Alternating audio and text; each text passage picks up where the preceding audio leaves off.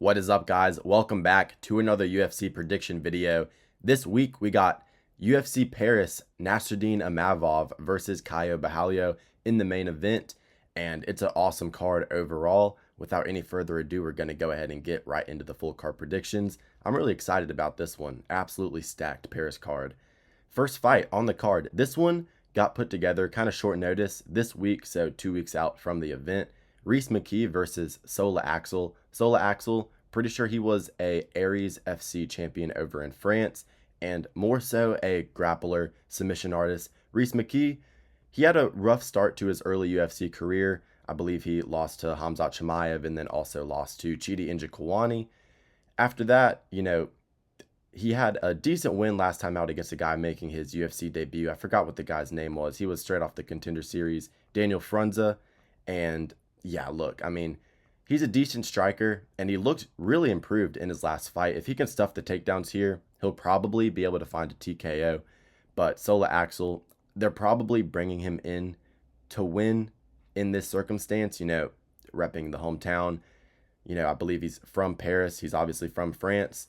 So, I haven't done too much study in terms of his, past fights in Aries FC, but I'm going to take him to win a decision here because we've seen McKee struggle with the grappling, obviously from Chimaev, but also with Angelusa on that card. I believe that was the Surreal Gone Paris card that was a few years back.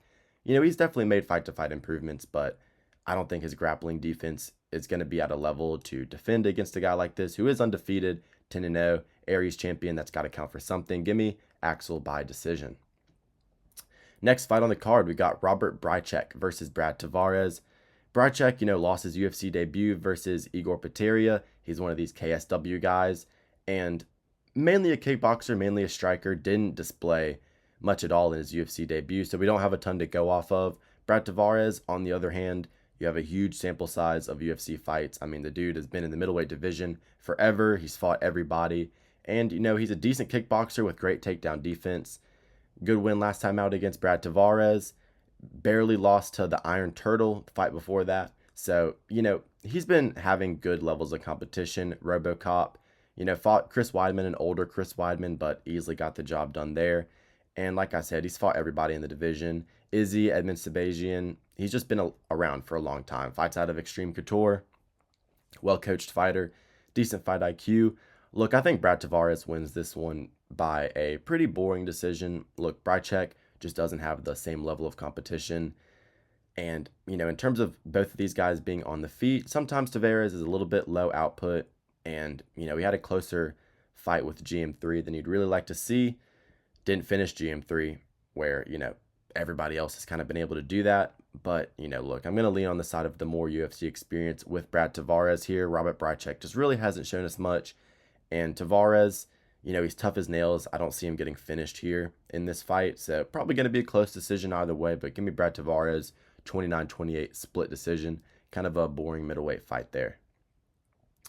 Next fight on the card, we have Sam Patterson versus Trey Waters. Trey Waters, 2-0 in the UFC. He beat Josh Quinlan, which isn't a great win in his UFC debut, but it was on short notice. Looked good in that fight, got the job done, and then also had an absolute war with Billy Ray Goff last year on the St. Louis card. Very, very fun fight there. I believe he trains at a Fusion XL down there in Florida. Good boxer, pretty athletic, long, rangy, and both of these guys are going to be, lanky fighters, very rangy fighters. And, Sam Patterson, he is more so a grappler, more so a submission artist, but we did see him use his long reach and his striking abilities last time out. Knocked out Danny Barlow, which was a pretty impressive win. A lot of people thought Barlow was going to be able to run through him with the striking there. But Sam Patterson was able to look good on the back foot, caught him with some counter shots, and finished him up. I think that Trey Waters is going to be a little bit more patient and defensively sound than a Danny Barlow who, I think Danny Barlow hits harder. I think he's a little more dangerous in terms of a knockout threat. But I think Trey Waters is a little more reserved. He'll, stick behind the jab, the 1-2 a little bit longer. He'll look to extend the fight before he really starts to commit with harder shots. And look, Sam Patterson, he's more of a jiu-jitsu guy. If he gets the fight to the ground, he is able to wrap up subs. But, Johan Lainez, Kiefer Crosby, that is the absolute bottom of the barrel. in terms of level of competition to, be finishing in the UFC. So I don't really count that for too much. I know he had success on the regional scene as well, but I'm not super sold on Sam Patterson. Even with the win last time out against Danny Borralho, I knew that Danny Borralho had technical flaws, especially with his defense, leaving the chin up in the air in the pocket. But, look, that was always going to eventually happen to Danny Borralho. I think that Trey Waters actually is a little more defensively sound. Like I said, he'll keep the chin tucked a little bit better, stick behind the straight shots. And I think that Trey Waters can find himself a round 3 TKO here in this fight. Maybe invest in the body work early against Sam Patterson. And, look, I can never get that Yanal Ajmus TKO out of my head when I think about Sam Patterson fights. Yanal absolutely knocked him out stiff. And, look, Yanal Ajmus, he's a dangerous fighter. He has good pocket boxing, good power, but he's not the level of a striker as a Trey Waters, I don't think, especially not in terms of the, long-rangey 1-2s down the middle, catching on the end of a shot on your chin. I think Trey Waters is capable of that. And look, I think that, Trey Waters, all he's got to do is just avoid the grappling realistically. And I think he can really put a pace on him in the first 2, kind of frustrate Sam Patterson, invest in the body work early. And then, round 3, I think he can get a TKO with just a nice 1-2. Sam Patterson getting a little bit frustrated, overextending. And it could kind of look like what Sam Patterson did to Danny Borralho, but in the 3rd round for Trey Waters getting the knockout over Sam Patterson. So yeah, give me Trey Waters, 3rd round TKO. This is a great card from a betting perspective. I think a lot of underdogs are going to be winning on this card. And yeah, Trey Waters, he's one of them. Yeah, give me Trey Waters to win by 3rd round TKO. Next fight on the card, William Gomis versus Robert Ruchala. Robert Ruchala, he's one of these KSW guys, Polish fighter, and he's making his UFC debut here. Seems to definitely be a finisher on the feet in terms of a, striking threat. William Gomis is definitely predominantly a striker, but threat is not necessarily the word that you would use to describe him. Pretty boring style. I mean, look, he kind of just runs around, leg kicks, teeps at range, jabs at range. He was able to beat Joe Anderson Brito, but, Brito's kind of been looking a little bit not so great recently. We've kind of seen the holes get exposed in his game, but a lot of people thought that Brito won that fight and that it was a robbery. Home cooking for the French fighter that was on the Moicano Saint Denis card in Paris. And look, he took a loss to Haider Emil in his last fight, where that was a very close fight as well, but he just does not impose his will whatsoever. He does a good job at, minimizing action in his fights, which helps him because doesn't have a lot of power, doesn't have great hands. He just kind of jabs, teeps, leg kicks at range, runs around. He's one of these types of fighters. And, Ruchala, unless he's got great footwork and boxing offense, ability to cut off the cage, I don't think he's going to have success pinning down William Gomis and being able to damage him. You'd expect him to go for that, but William Gomis is just a very frustrating fighter to go against in that manner because he doesn't get tired when he does his footwork, and he's basically just constantly running away from you. Think of Yusuf Zalal versus Calvin Kattar in the 3rd round. I think we could see this fight go very similar to that, but I'll take William Gomis to win a decision here. He's got UFC experience. He's fought on Paris cards multiple times before. I think he's starting to feel comfortable in that environment. And yeah, I think he's kind of due for a win after losing last time out. So yeah, give me Gomis via split decision victory here. All right, next fight on the card, we have Rinat Fakhretdinov versus Andreas Gustafsson. Andreas Gustafsson, absolute marauder, came into the UFC last year off the Contender Series, and the dude is just an absolute marauder with Greco-Roman wrestling and nasty elbows in the clinch, good knees in the clinch as well, and he's just an absolute smothering presence. His entire game plan is to just run across the cage, a couple of ugly arm punches, get you in the clinch, get over-unders, get in that 50-50, get the body lock, and then he'll start to go to work with the elbows, with the knees in the clinch, and he will just smother you. Putting his hands over your face and nose to where you can't breathe. He's got insane cardio, insane pressure, and the dude's just an absolute dog. Rinat Fakhretdinov, 23-1. Impressive record, 23-1-1. Impressive record, but when you really look into it, I think that his undefeated record in the UFC is incredibly inflated and kind of overvalued. You look at the Andreas Michailidis win, that's Andreas Michailidis. Kevin Lee absolutely washed at that point, could not take a punch. The win against Bryan Battle is definitely the best thing he's ever done in his entire UFC career. But, that was Bryan Battle at 185. Still Bryan Battle a couple of years ago where he wasn't fully developed, didn't have the grappling defense quite down yet. But nonetheless, that was a good win for Renat. But ever since that Kevin Lee fight, realistically, everything he's done, I mean, you can make an argument that he has not won since that Kevin Lee fight back in 2023. A draw versus Dos Santos on the Brazil card, got put on skates in the third round, 10-8'd bad, hurt bad, and definitely made to look human. In the Nicholas Dalby fight, you look at that, a lot of people thought that Nicholas Dalby did enough to win that. He was a lot busier, had a lot of good work in the clinch, controlling Fakhretdinov against the fence, which is definitely going to be something that Gustafsson looks to do. And then it was basically unanimous from the entire MMA community. John Anik even said on commentary that that was a clear as day robbery in his last fight versus Carlos Leal at UFC 308. And Carlos Leal, I mean, look, he's good, he's a marauder, but, he's nothing, super, super special. He's not a top 10 type of talent, and he was beating the fuck out of Fakhretdinov. Fakhretdinov couldn't get takedowns. He was looking super sloppy on the feet. And look, Fakhretdinov, he does have a good right hand down the middle, but once he actually starts to throw in combination, or when you're putting him on the back foot, he has absolutely zero striking ability whatsoever. No kicks, the boxing technique looks terrible. Like I said, he does have a good right hand down the middle. He was able to drop Dalby. He was able to drop Kevin Lee. He was able to drop Bryan Battle. All of those guys with that right cross. It's a good shot from him, but look, Andreas Gustafsson, he's going to pressure him and absolutely melt him like butter. Don't get me wrong, Gustafsson, he does tend to run into shots. If you look at his work on the regional scene, I remember he had an absolute, scrap with, I believe it was Tony Lapinen in FCR, Fight Club Rush 16. If you look up that fight on YouTube, it was, just an absolute fucking war. And he was getting tagged up with shots, and his chin looked a little bit suspect. But in his UFC debut last time out versus Chaos Williams, he looked phenomenal, completely controlled that fight. He was an underdog there in that spot.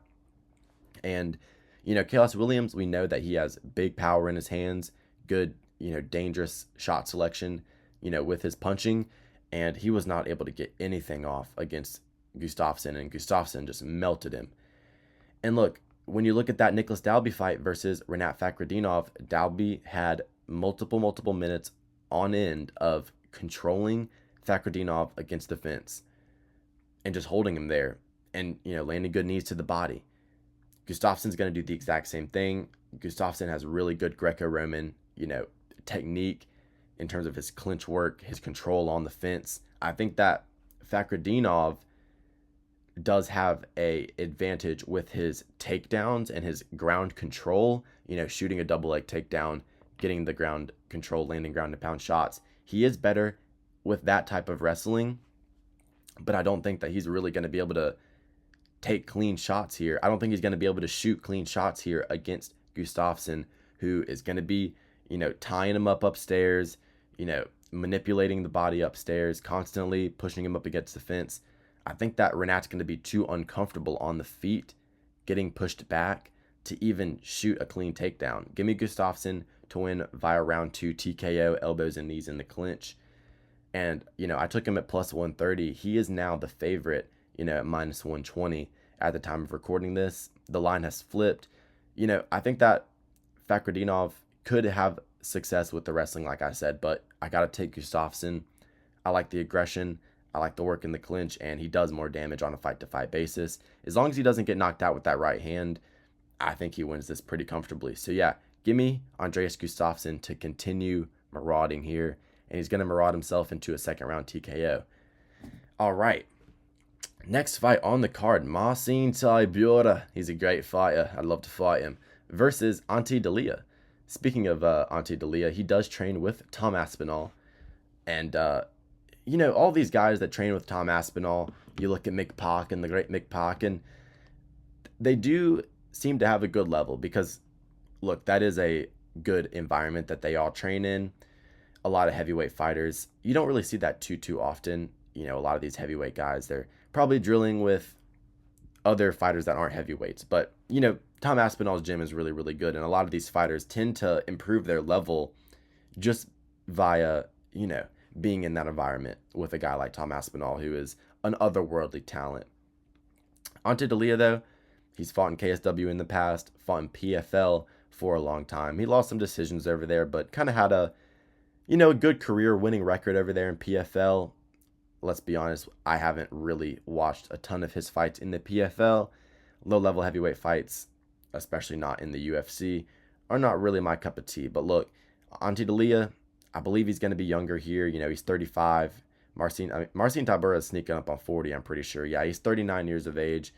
Marcin, you know, he had an excellent performance against Denis 2 fights ago. And then he was able to squeak by a decision versus McParkin last time out, you know, onto Delia's teammate. You know, he was able to get the grappling going, but he definitely looked a little slower, a little less athletic than we have seen him, even as recently as the Tai Tuivasa fight. You know, in the Tai Tuivasa fight, he looked pretty slick, especially with his grappling, way more explosive. When he was shooting takedowns in that McParkin fight, he was looking really labored. I know the pace of that fight was pretty high, but nonetheless, I do think that our boy Tybura is declining a little bit, but that's going to be natural. He's definitely crafty. You know, I think he'll have the grappling upside here regardless.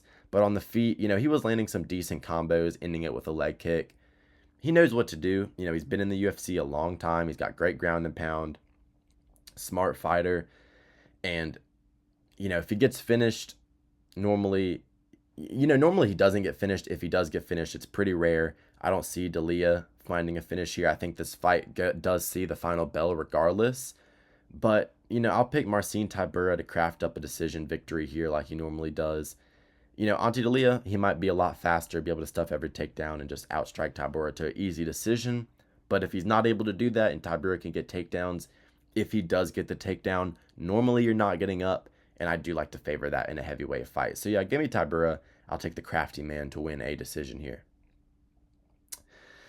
Next fight on the card, Omar Sy versus Bryczek Ribeiro. Omar Sy, you know, in his last fight, who did he fight? I think it was Alonzo Minifield, yeah, on the Buckley card versus Usman. Terrible performance there. You know, really fought like a French fighter, took no risk, did not look to exchange in the fire whatsoever. You know, he's an incredible athlete. He's super tall, super fast, has excellent explosive ability, great grappler as well. He can shoot clean takedowns. He's slick when he's on the mat, but he does not impose his will. He's not aggressive enough. And, you know, that's a common theme with a lot of French fighters.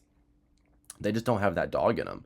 You know, they'll have all the technical ability in the world. They'll have all the athleticism in the world, but they just don't have the natural killer instinct like a Bryczek Ribeiro does. Don't get me wrong, Bryczek Ribeiro, the takedown defense is not great.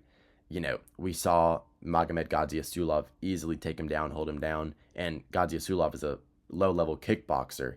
So, you know, you got to look at that fight and definitely think that Omar Sy, who has displayed some really good grappling, really good submission ability in his UFC career so far, he could have success with that.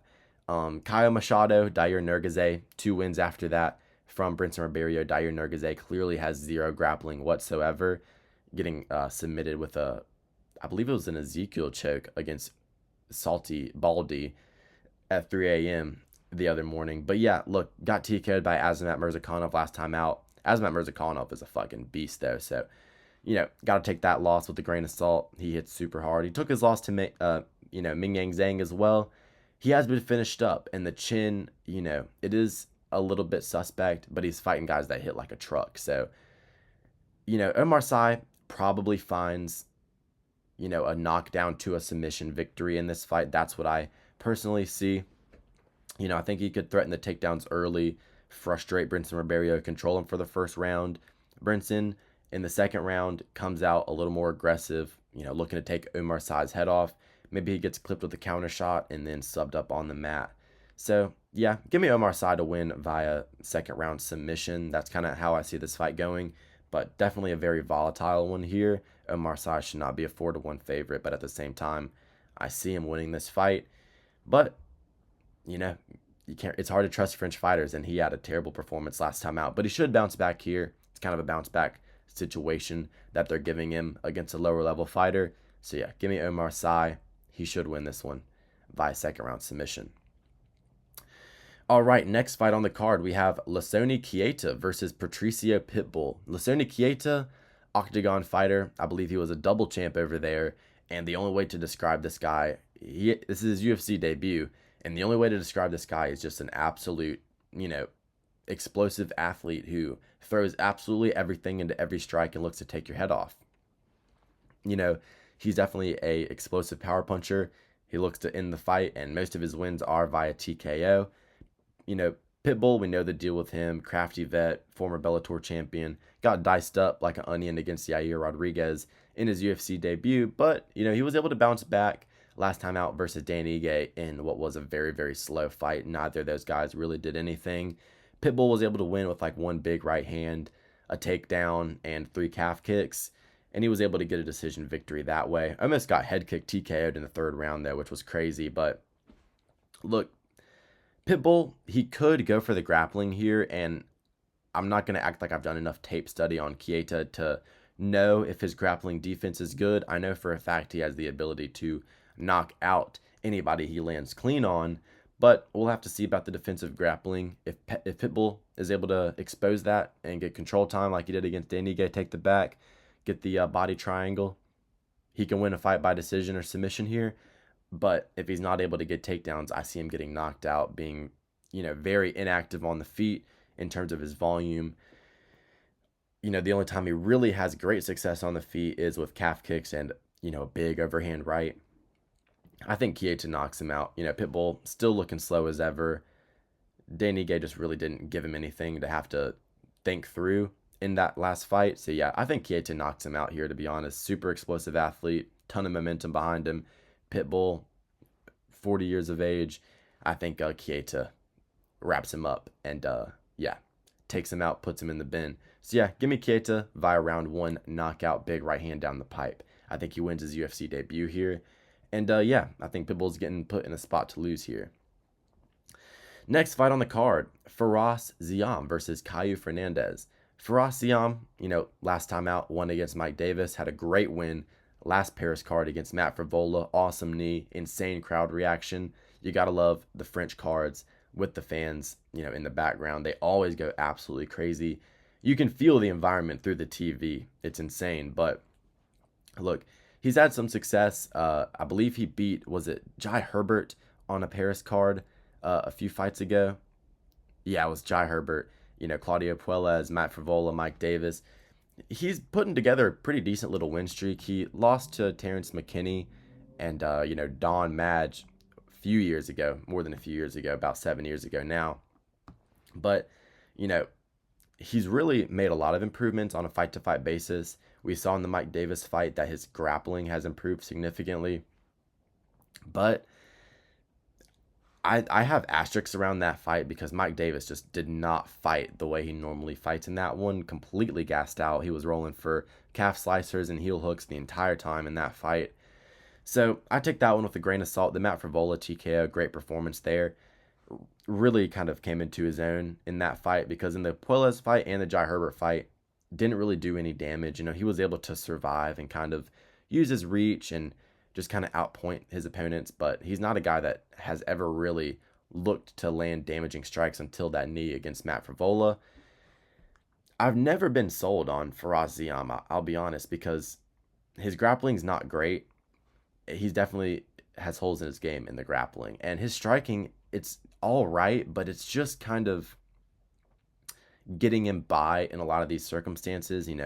Didn't have a hard he didn't have like a absolute, full-on TKO until he knocked out Matt Frivola. He kind of has some string bean punches with some half-committed calf kicks at times. I don't really understand how he's a 3-1 favorite here over Caio Fernandes. I think he probably has advantages in this fight.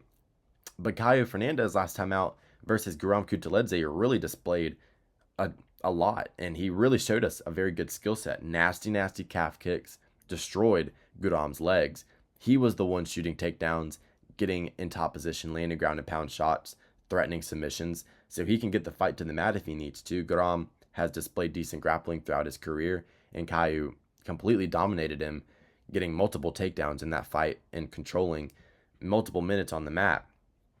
Also, he's, displayed decent finishing ability. I mean, he was able to knock out fucking Yaya, and he was able to hurt Guram on multiple occasions. I know that Guram maybe isn't as good as we used to think he was, but nonetheless, that was a great performance by Fernandes. I really don't understand how he's plus 275 right now. I'll take Ziam to win the fight via decision, but that's not a confident pick whatsoever. I mean, I think he has good UFC experience under his belt at this point, and I'll take him to win purely based off the fact that if it is close, I think the Paris crowd, the judges, that's going to sway in his favor. I think he's making great fight-to-fight improvements in terms of his grappling defense, so I like that. He could stuff takedowns here if Caio Fernandes goes for that. Still not super confident with him on the feet against a lot of guys in this division, especially once he gets to the rankings, but I think he squeaks by a decision here. Split decision 29-28 over Caio Fernandes. So yeah, give me Ziam. Very low confidence pick there. Next fight on the card, Paul Craig versus Modestas Bukauskas. Look, I mean, I'll take Bukauskas to win the fight. I've never been super high on Modestas Bukauskas. I think he lost last time out versus Alan Cutelaba. A lot of people feel that way. He was able to beat Marcin Prachnio, Rafael Kakaria before that. Low-level wins. Zach Palga, Tyson Pedro. TKO lost to Vitor Petrino. He's done all right. He trained with Tom Aspinall as well. His striking has looked improved for sure. He got his knee stomped out versus Khalil Roundtree back in the day, but he's recovered from that.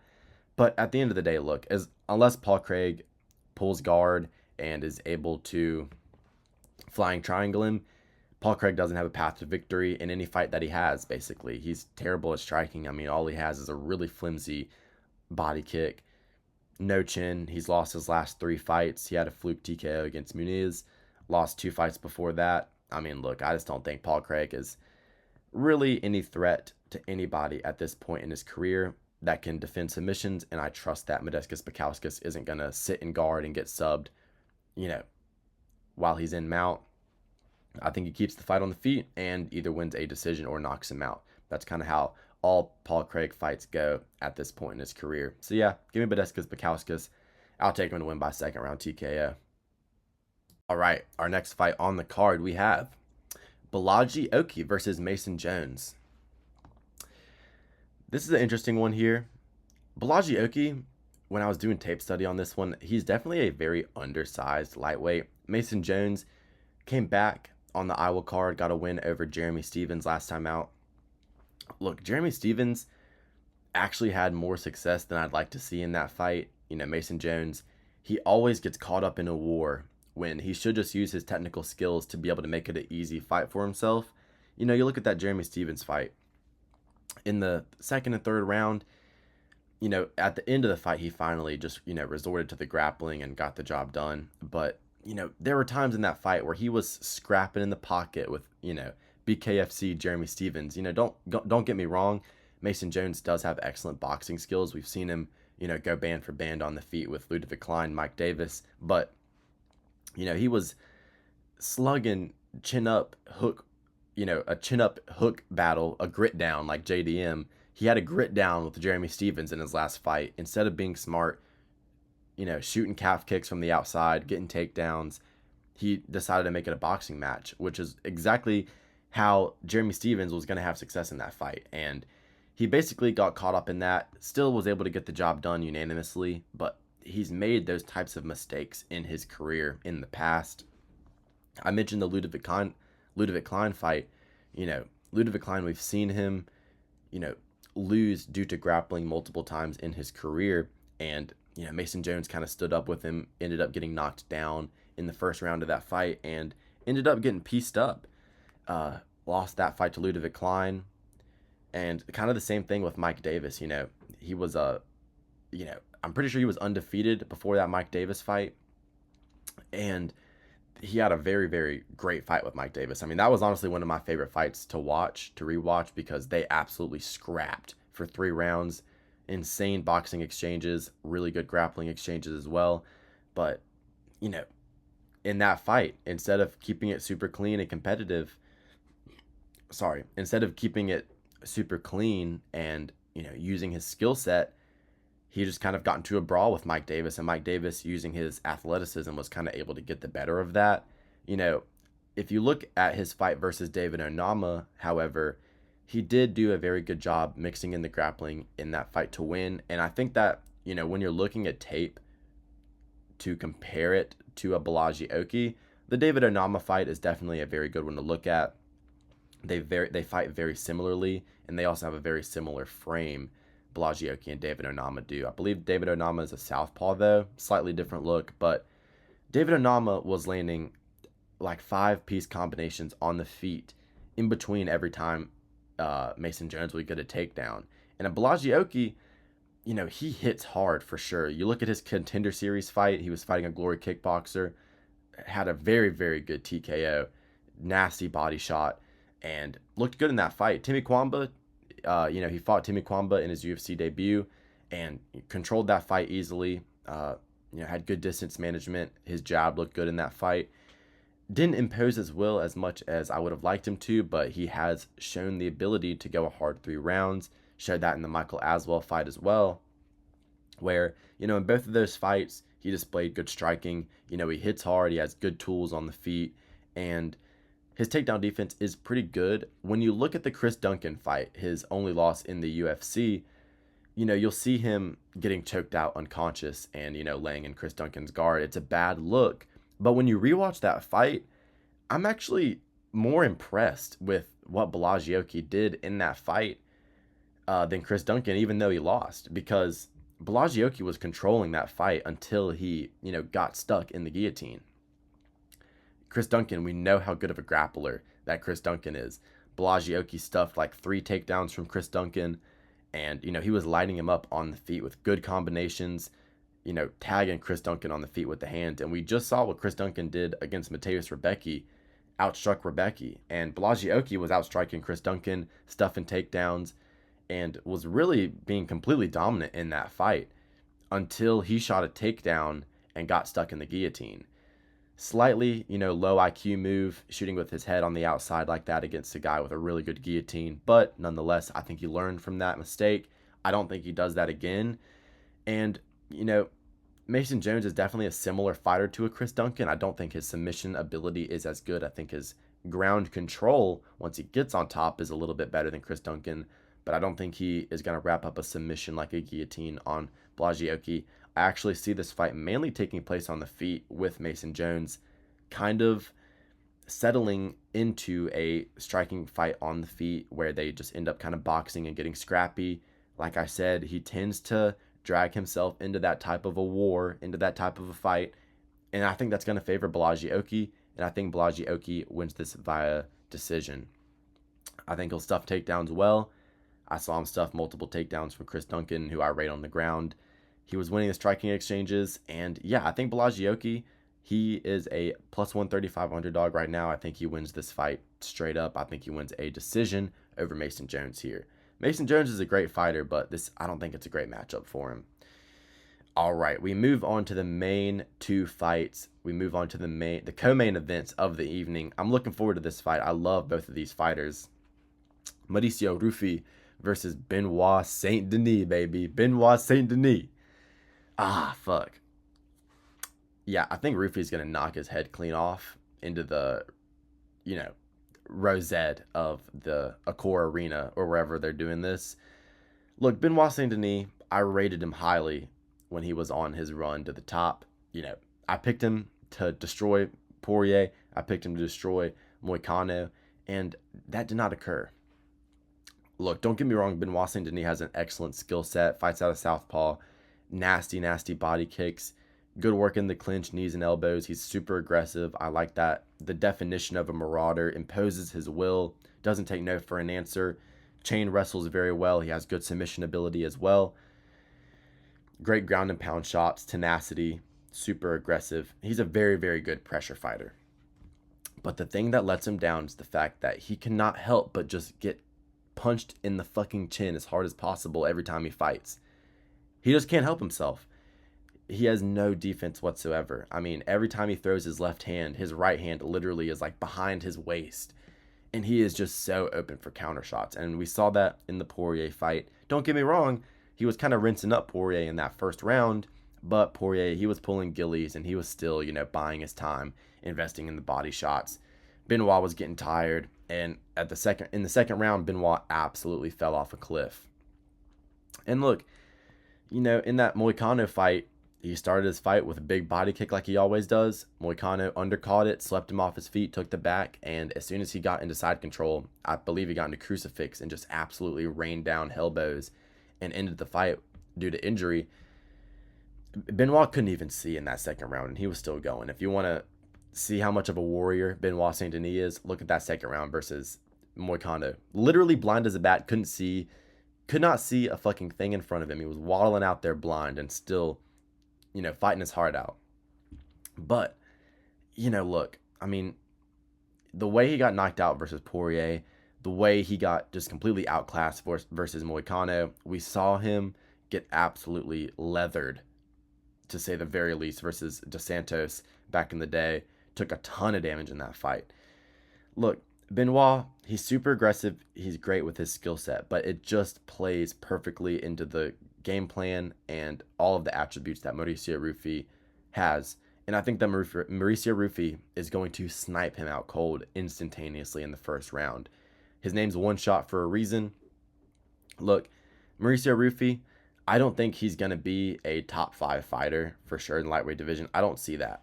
But I think this is a great tailor-made matchup for him to win because, like I said, Benoit Saint Denis, he's super open for counter shots and he has no striking defense. Mauricio Ruffy, he's talked about it in interviews before. His entire career, he's focused on MMA. He never did, kickboxing, boxing, jiu-jitsu. He's always been an MMA fighter only.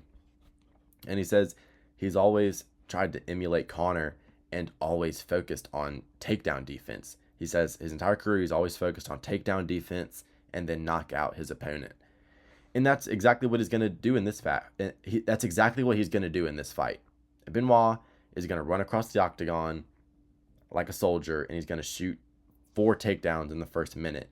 And if Mauricio Ruffy can stop those or just survive on the ground, as long as he's not completely gassed out, he's going to find the KO shot. I mean, even against James Lontop, where people were still a little bit skeptical of him because of the way he looked in the third round. That's because he got 2 knockdowns in the first and second round. Damn near finished him. He definitely adrenaline dumped. I mean, he's at MSG almost finishing a fight. Like, you're gonna adrenaline dump in that circumstance. Still, he was able to win that fight. Didn't even get fucked up in the third round. He was just tired. And obviously KO of the year last time out against Bobby Green. Look, it's going to be a nasty uppercut down the middle. It's going to be a knee. It's going to be, a slick counter left hook, just like he dropped James Lontop with. Look, I mean, Benoit Saint Denis is just so open. His chin is like here when he throws the left hand. Mauricio Ruffy's far too quick. Benoit Saint Denis, he kind of wades his way into the pocket. Doesn't set anything up. Big body kick, big body kick, big body kick. Double leg takedown. I think that Mauricio Ruffy can time a nice right hand, cut a slight angle as Benoit throws the body kick, right hand down the pipe. I know I'm talking X's and O's outside foot battle right now, but I think that Mauricio Ruffy, he's going to find something slick, and he's going to land it on the chin of Benoit Saint Denis. It's just the way it is, and I hate to see it for Benoit. I wish they would have given him a easier fight, to be honest, in the lightweight division. Like, could we not have seen, Benoit Saint Denis versus Mason Jones instead? That would have maybe been an easier fight for him. But nonetheless, I think that Mauricio Ruffy is going to knock his head off. He's too slick. He's too accurate. He hits too hard. It's going to be too much of a puzzle for Benoit Saint Denis, who's kind of a simple, aggressive fighter. Mauricio Ruffy is, a technician, excellent sniper, counter striker. It's going to play right into the hand of Mauricio Ruffy. And yeah, Ruffy's going to find a kill shot very quickly in this fight. It's going to be pretty easy for him. Yeah. Unfortunately, because I like Benoit. Like, I really wish he would have won those 2 fights against Poirier and Moicano. But yeah, this is the spot where he loses badly. Next fight on the card, we got the main event of the evening. Middleweight #1 contenders fight, possibly, whoever wins, if they win in dominant fashion, if they win better than Fluffy versus RDR, Fluffy's going to be RDR. I will not exist in a world where Fluffy loses to RDR. But we got Caio versus Imavov. And I think that Caio Borralho is going to win this fight. Look, I like Nasruddin Imavov. He was the headliner in the UFC fight that I went to live, him versus Jared Cannonier. I had money on him there. He was able to TKO Jared Cannonier, looked great in that fight. And that's a similar stylistic matchup to Caio Borralho. Both of these guys fought Jared Cannonier. Imavov winning via early stoppage in the 4th round TKO. Caio Borralho winning via unanimous decision. And look, both of these fighters are incredibly high level. I've done a good amount of tape study on this fight for sure. And I think that Borralho wins a decision here in France. I think he does. Nasruddin Imavov can win via TKO here, though, because I think that Nasruddin Imavov possibly possesses the fastest hand speed in middleweight history. I think he's faster than Prime Izzy. I think he's faster than Prime Whitaker.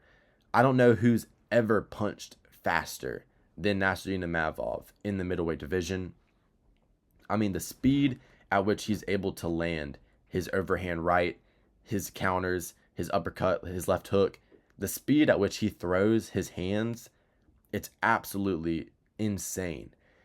And it's definitely an advantage that he holds in this fight over Caio Borralho. Caio Borralho is not going to be nearly as fast as Nasruddin Imavov, but Nasruddin Imavov does tend to get a little bit slower in the later rounds of his fights. He does gas out a little more than you'd maybe like to see.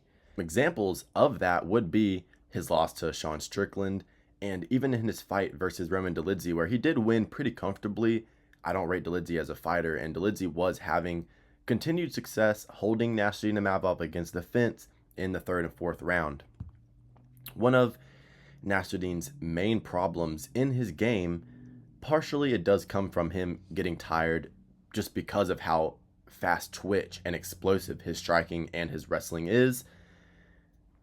You know, sometimes he will get held against the fence. He's a little bit content to catch his breath, stay there for a moment, and he will lose minutes doing that. You know, he's been able to win decisions against really good guys. You know, his resume is very solid, even dating back to, you know, a win over Edmund Sabazian, Joaquin Buckley. Those are 2 really good wins. But, you know, like I said, in that Sean Strickland fight, I think that Sean Strickland, you know, really kind of showed how to beat Nasruddin Imavov. We even saw Brendan Allen early in that fight in Paris last year really just completely dominate Nasruddin Imavov on the mat. Controlled him the entire 1st round. Had like 4 minutes of control time. And Imavov recently, you know, Brendan Allen is a great grappler. He controlled the 1st round of that fight completely. But then he completely gassed out even worse than Imavov does. And it was really sloppy in the 2nd and 3rd round of that fight. Imavov had a little more juice in the tank. He was able to sprawl, stuff some takedowns. But Allen, for some reason, he's never fallen off a cliff that bad. He's had a 3-rounder versus Vettori. He's had a 5-rounder against Chris Curtis. He's never gassed out as bad as he did against Imavov. So take that with a grain of salt. For some reason, I just don't think that was the best Brendan Allen that we could have seen that night. And he still was able to completely steal a round from Imavov. The 1st round, where Imavov is normally quite good at defending the grappling, he was able to steal that round completely. You know, Jared Cannonier arguably was up in that fight, you know, using his pressure, using his control against the fence before the stoppage. Like I said, Dolidze had success with it, and Phil Hawes out-grappled him and gave Nasruddin Imavov his 1st loss in the UFC. Phil Hawes, you know, holding him down the entire fight. Israel Adesanya obviously not going to possess a grappling threat. Imavov was the one changing levels consistently to be able to get Izzy to drop his hands and get lackadaisical with his stance switching. Imavov was able to disrupt the stance switch, and he was able to knock him out in a brilliant fashion. I mean, beautiful right cross down the pipe. That same right cross he used to finish Jared Cannonier, he got Israel Adesanya with. He hurt Sean Strickland on multiple occasions with that right hand. I mean, that right hand, that pull counter from Imavov however he wants to throw it, is just absolutely lethal. He has really good teep kicks up the middle as well. That is a tool that he'll consistently go for. But, on to Caio Borralho. I think the main success that he's going to have in this fight is with his grappling, and I still think he's pretty underrated in the middleweight division. People are starting to hate on him a little bit just because of the way that he has, carried himself and all that. But, I kind of look past all that. I just kind of look who I think is genuinely going to win the fight. And even though he doesn't have the best names on his resume, if you look at them all stylistically, it actually really gives me confidence in the fact that he's going to win this fight. You look at Aaron Jeffrey, who is a good grappler, good well-rounded fighter, fights in Bellator now. He was able to beat Aaron Jeffrey on the Contender Series, used his jiu-jitsu, which is like the best part of his game. Caio Borralho's jiu-jitsu and his control on the ground is very, very good. He was able to win that fight against Aaron Jeffrey. That's a solid win. You look at his UFC debut, undefeated at the time, Omar Gadziev, decent fighter overall. He is also a Dagestani who moved to France, very similar to Nasruddin Imavov, and Borralho was able to outstrike him, utilize good body kicks, good knees. His hands are, consistently getting better on a fight-to-fight basis. This is just his UFC debut. Controlled that fight on the mat the entire time. Armen Petrosian, another European kickboxer. Borralho easily controlled the fight on the mat the entire time. Subbed up Mikel Olasejchik. That's a good win there. Mikel, he's proven to be a very dangerous fighter, even though he doesn't have great submission defense. Abus Magomedov, very, very similar fighter to Nasruddin Imavov. Well-rounded, fast starter, good striking, wiry striking, but, can kind of be controlled and gassed out a little bit. That's exactly what Caio did to him. And, in the Jared Cannonier fight, he absolutely went to war with Jared Cannonier. Nasruddin Imavov kind of had a slow-paced fight with Cannonier. He was staying on the back foot, kind of getting held against the fence. Borralho did not get held against the fence against Jared Cannonier. They were in the middle of the octagon, slinging power shots the entire time. And, Borralho had a much more, imposing performance against Cannonier, kind of went band for band with Cannonier with the power strikes and, just being really physical with him, where Jared Cannonier really shines. Caio, did better than him in his own, strong suits, where Imavov he had to rely on the KO to win that fight realistically. He had a good performance there. He landed some good combinations, but if that fight goes the distance, I don't know. I mean, that's a very, very close fight. That Nasruddin versus Jared Cannonier fight was a little bit weird, but look, I think that Borralho, he's got great, left kicks. He is a southpaw as well, which I think is going to give Nasruddin a little bit of a problem. I think it's going to give him a weird look because Borralho doesn't tend to switch stances a lot, which Nasruddin would be able to attack, but Caio does tend to just stay southpaw. I think that's going to help him here. I think it's going to be a little bit of a weird look for Imavov, something he might not be completely used to. I'm sure that he's training a ton of it in the gym right now. Don't get me wrong. I mean, he's a professional fucking fighter. He's going to prepare properly for it. But when you actually get in there, it's slightly different. I mean, just looking back at his career, I don't think he's fought a southpaw yet. Not in his last few fights, at least. All of these guys have been orthodox. But, I think that Borralho, he's going to be doing just fine on the feet. I think can land, good left knees to the solar plexus of Nasruddin Imavov as he tries to close the distance with that right hand, similar to like a RDR style of knee. He's got good left body kicks. I think that on the feet, Imavov's going to do better work with the hands. I think he's going to jab him up. I think he's going to land the 1-2 damn near at will in the first 2 rounds. He's definitely going to do good early on, Nasruddin Imavov, that is, especially with the boxing. Like I said, the speed advantage is going to be on display heavy early in this fight. And, Caio also kind of has T-Rex arms, very short reach for the middleweight division. He's going to struggle to close the distance to land on Imavov, but I think that once Imavov burns off the steam in the first round and a half, even though he's been 5 multiple times now, and, he's done good in those fights for the most part, I think it's going to eventually, rounds 3, 4, 5, it's going to start to look like the Sean Strickland fight. And even Sean Strickland, who never takes anybody down, he was taking down Imavov, And look, Kyle Borralho is a much, much better grappler than Sean Strickland. Nasruddin is good offensively with his grappling. He can land really good ground and pound shots. He has really good duck unders, takes the back, has good body lock. But Kaio is much better. Imavov does not have any defensive grappling. His defensive grappling is nowhere near as good as his offensive grappling. And Kaio is going to take advantage of that. He's going to take him down. Kaio training extensively with Damian Maia for a lot of his career. He's got great back takes. And as soon as he gets the back take in the body triangle, he's gonna spend the entire round there. And I think he's going to be able to get the body triangle. He's going to take multiple rounds off of Imavov that way, utilizing the grappling.